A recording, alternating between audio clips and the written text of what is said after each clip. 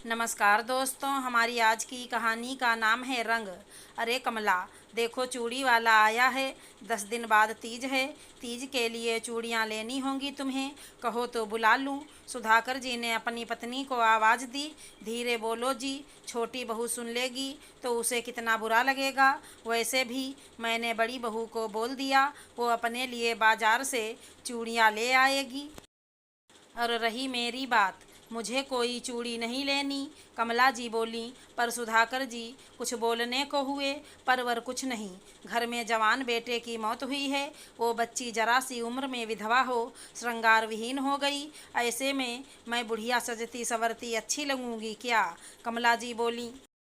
माँ जी, मेरी किस्मत में ये बेरंग जिंदगी थी मुझे मिली। ईश्वर की दया से आपका सुहाग आपके साथ है, और यही कामना है मेरी वो बरसों बरस बाबूजी को सेहतमंद रखें। उनके नाम की ही सही आप चूड़ी ले लीजिए। तभी वहाँ से निकलती छोटी बहू यानी कि मिताली बोली।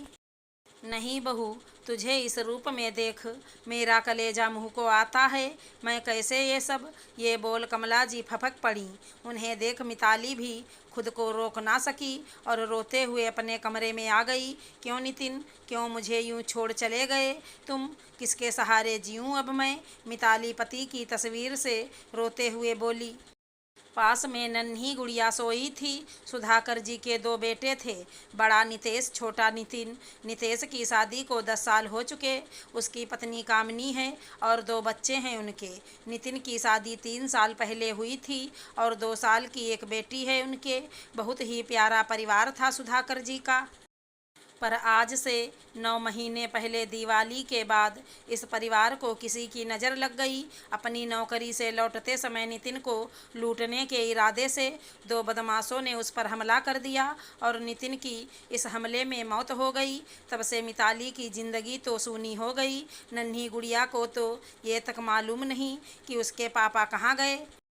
नितिन की मौत के बाद मिताली के पिता और भाई उसे और गुड़िया को अपने साथ ले जाने आए भी थे, पर सुधाकर जी और नितेश ने ये कहकर मना कर दिया कि मिताली इस परिवार की बहू है और वो यहीं रहेगी। मिताली ने भी उनकी बात का समर्थन करते हुए ससुराल में रहना मुनासिब समझा। कमला, तुम ही ऐसे रोओगी तो बहू को कौन संभालेगा? सुधाकर जी बोले। सच में उसे देख बहुत दुख होता है। हमने भले अपना बेटा खोया, पर उसने तो अपनी ज़िंदगी के सभी रंग सभी त्यौहार खो दिए। कमला जी बोली। कमला, मुझे लगता है हमें बच्ची की ज़िंदगी में रंग लौटाने होंगे। सुधाकर जी कुछ सोचते हुए बोले। जी, आप कहना क्या चाहते हैं? मैं समझी नहीं, कमला जी ने पूछा। मेरा कहने का सीधा मतलब है, हमें बच्ची की दूसरी शादी के बारे में सोचना चाहिए। सुधाकर जी बोले। दूसरी शादी? पर कैसे? लोग क्या कहेंगे? अभी तो पति को मरे साल भी नहीं हुआ। कमला जी ने फिर पूछा। लोगों की मुझे परवाह नहीं, अपनी बहू की है। इसलिए मेरे दोस्त का बेटा, जिसकी पत्नी कोरोना में स्वर्ग सिधार गई थी, मैं चाहता हूँ उससे मिताली की शादी करवा दूँ। बच्ची की ज़िंदगी में रंग भर जाएंगे और हमें भी सुकून रहेगा। कल को हम ना रहें तो मिताली और गुड़िया खुश तो रहेंगे। नितेश की भी अपनी जिम्मेदारियाँ हैं, सुधाकर जी बोले। सोचा तो आपने सही है बिल्कुल, पर क्या मिताली मानेगी? कमला जी बोली। मिताली को तुम और कामनी बहू समझाओ, ऊंच नीच का वास्ता दो, क्योंकि यही उसके लिए सही है और हम उसके अपने हैं। कुछ गलत नहीं सोचेंगे उसके लिए। फिर देखा भला परिवार है। अगर सब सही रहा तो इस तीज मिताली की ज़िंदगी में रंग भरना चाहता हूँ मैं, सुधाकर जी बोले। जी, कमला जी बोली। कमला जी ने मिताली से बात की। पहले तो उसने इनकार ही कर दिया। उसका कहना था वो नितिन की जगह किसी और को नहीं देगी, गुड़िया को अकेले पाल लेगी, फिर सबका साथ तो है ही। पर कामिनी ने उसे सारी बातें समझाई, ये भी कि गुड़िया को पापा की ज़रूरत होगी ही। बहुत नानुकुर के बाद उसने कुछ सोचते हुए सारा फैसला सुधाकर जी और कमला जी पर छोड़ दिया, क्योंकि वो उसके अपने हैं और अपनों से ज़्यादा अपनी भलाई कोई नहीं समझता। सुधाकर जी ने अपने मित्र से बात की तो वो भी देखा भला परिवार होने के कारण तुरंत तैयार हो गए। अब मिताली को सुधाकर जी के मित्र राकेश जी के बेटे माधव से मिलवाया गया। दोनों ने एक दूसरे से सारी बातें साफ करके अपनी रजामंदी दे दी। तब सुधाकर जी ने मिताली के मायके फ़ोन लगा उन्हें सारी बातों से अवगत कराया। समधी जी, आप महान हैं जो आपने हमारी बेटी के लिए इतना सोचा। लड़का आपने पसंद किया है तो मिताली के लिए उपयुक्त ही होगा।